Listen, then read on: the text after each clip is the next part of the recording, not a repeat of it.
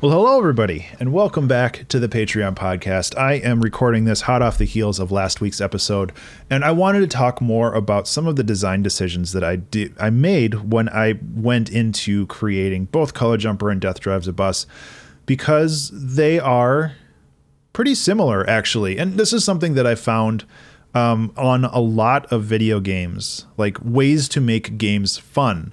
And I don't know how long this episode's going to be, because really the main topic that I have that I want to talk about is movement and just offering options for the player to move in different, unique and fun ways. And the first thing that I wanted to talk about was Color Jumper. And obviously the game is built around movement, where you either move up walls or left to right, or you jump. But your movement is also dictated by the color facing, so you can bounce off of walls, you can land on platforms that otherwise you would fall through. And I think that level of movement as a baseline is really interesting.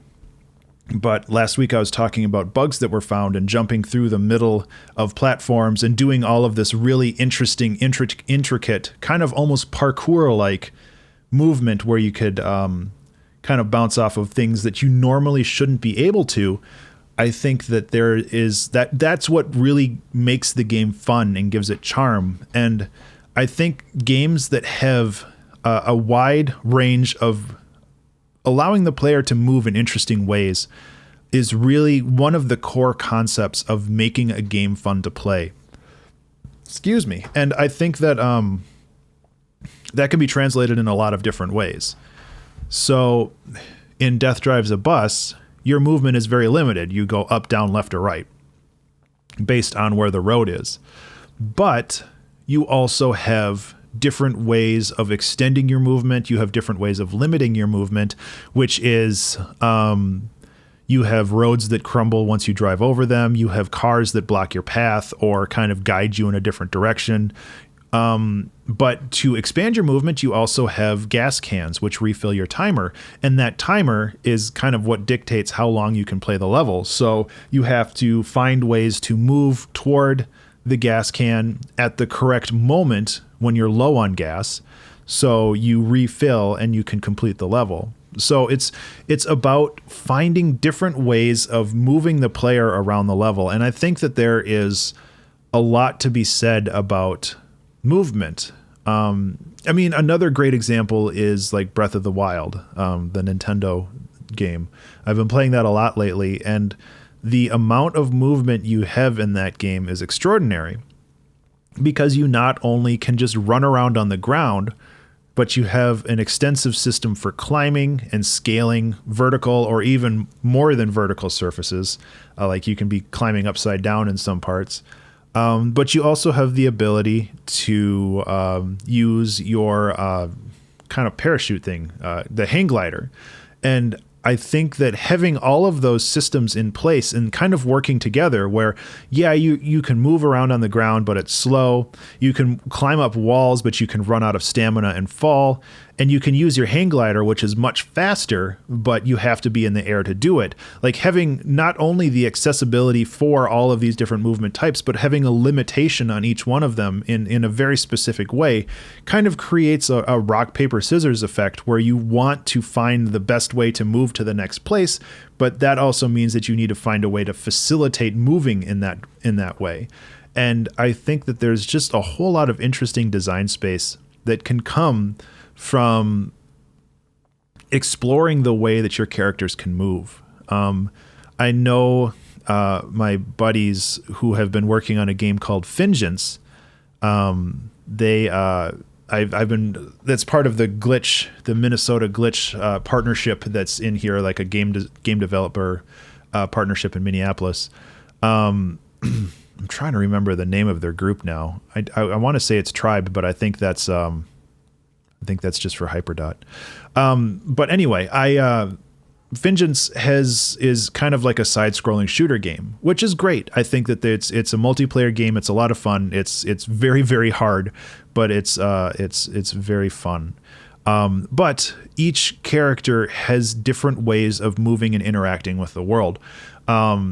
normally in these types of games, you just have the shooty guy, and that's about it. Like you can just shoot different. And in this game, you can have characters that heal other characters. You can have characters that absorb damage. You can have characters that teleport and move quickly, but are like fragile. And all of those different archetypes create different ways of playing the game simply because of how you move and interact with the world. Like if you're a healer, you want to hang back and just do damage when you can. If you're a tank, you want to sit in the front and absorb as many of the bullets as possible because that's kind of your job, because you rely on the healer to bring your health back up. And if you're kind of a quick unit, you want to teleport behind units and you want to use your special abilities to knock them out before they become a huge threat.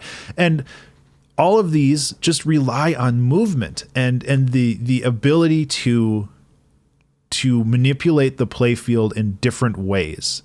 And I think that it's really integral to making games when to have this kind of flexibility. Just because, I mean, even in the old games like Gradius, you had different weapon options that you could choose that would allow you to essentially change the way the game is played simply because you prefer this weapon style or this shield style over the other one. I remember in Gradius 3, you could have a shield that is just blocking the stuff that comes from the front. It's much stronger. Or you could have a shield that like covers your ship but is weaker. And even simple design decisions like that, where it's just like, yeah, I just want to absorb stuff coming at me from the front, or I don't know whether or not something's going to hit me from the top or the bottom, and I have to be prepared for that. It really just kind of depends on how you want to set that up. And I've been working on a new game, which may or may not be kind of demoed out by the time this comes out. Hopefully it is. I've been working on a new game, which is kind of like a mix between a Final Fantasy Tactics turn-based game as well as a small deck building game. And I've been trying to figure out how I want to handle movement in this game, because I want it to be interesting. I want the playfield to be dynamic depending on the character that you're currently controlling. And it's difficult. It's very hard. And I've been trying to figure out kind of the main archetypes that I want. And like most games, like the archetypes are damage dealer, damage absorber, and kind of like a support healer, kind of long-ranged attack kind of thing. And trying to figure out how I want those three kind of archetypes to work together and what makes them unique. And I could just have it where it's just like, yeah, this guy moves a lot and then he does a little damage, and this guy doesn't move a lot, but he does a lot of damage.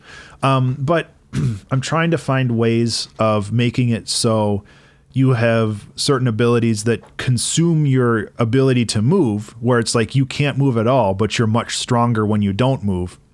Or alternatively, you can have abilities that are long range but weaker, or abilities that push units around, so you can have your strong unit that doesn't move, and you could have other units push those units into the strong unit for him to or for them to take him out. And I think that there's a lot of really interesting interactions that can happen there. And Final Fantasy Tactics is kind of I wouldn't say a masterclass at that, but it definitely has a lot of really, really interesting interactions where you not only could push units into other units and do damage to them, you could push them off of high places and have them do damage through falling. And you could also just make tiles or areas in the combat field, you can make them dangerous. Like you can put poison on them or whatever. So it disincentivizes other units to walk through that particular tile. And I think that there's a lot of really interesting design space to explore for that, but it's also really overwhelming. So I'm trying to figure out how exactly I want to approach this before I really dive in. But I think that I'm getting there. But really what I was talking about a little bit last week with just kind of the whole process and life cycle of a game is this is the game that I wanted to make 6 years ago, but I didn't know how. So I started simpler with Color Jumper, And now that I'm more comfortable with the idea of making games, I can try to make this one. And I'm really excited to finally start making this game, because it's been something that's on my mind for a long time. And this isn't an original idea anymore. Since I started doing this, deck builders in general have kind of blown up as a genre.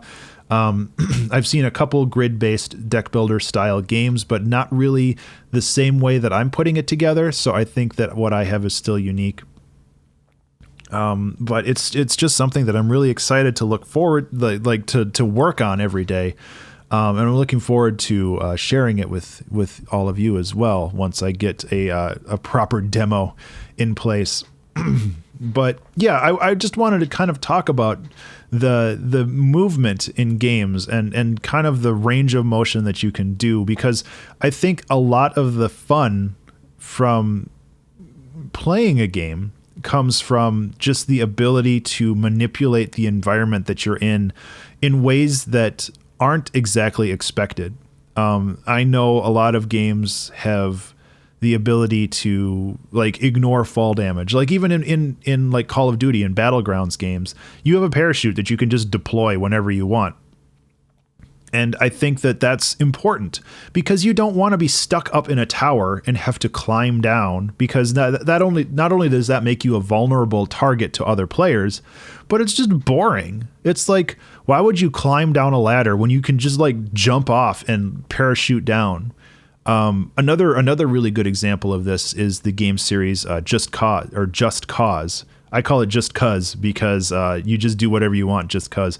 But Just Cause is a game where you have like infinite grappling hooks, and you're able to attach like two things together and just watch the interactions happen. And sometimes that's really cool. Sometimes it's catastrophic. It really depends on the physics of the game and everything. But just the idea that you can just like attach yourself to a bottom of a helicopter, fly up into the air, wingsuit down somewhere else, and just like you have this huge ability, like range of motion, just through this one game mechanic of just grappling hooks. And there's so many cool ideas and concepts that can be explored through just simple ideas like that. So I mean, I don't think everybody here is a game developer, everybody listening to this, but I think that it's a really important topic to consider. And even if you do play games, just kind of look at the things that are fun. I think that you'll be really surprised at the amount of movement mechanics that are present in a game that aren't really obvious, but that make the game a lot more fun because they exist in it.